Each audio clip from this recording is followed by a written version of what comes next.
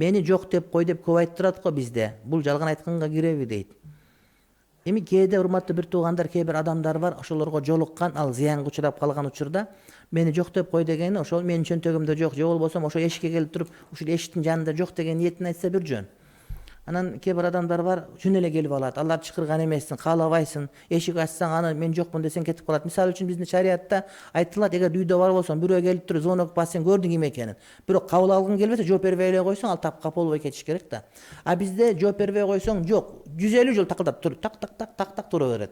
Бирөө айтпайынча кетпейт да. Анан ошого жок деп кой дегенге туура келет, айла жок. Анткени сен бардык адамды келгенде эле кабыл алгың келбейт. А укугуң бар сеники. Ошону эч тыкылдатып келгенде, 3 жолу тыкылдатып келгенден сен ачылбаса кайтып кет, нааразы болбой деген сөз бар да. Аны түшүнбөйт биздикилер. 160 жолу телефон чала берет. Аны айла жоктон жок деп кой. Жок деп койсо телефон жанында жок деген сөз болбосо төркүйдө ал жакта манты жап аткан болот, ал жалганга кирбейт.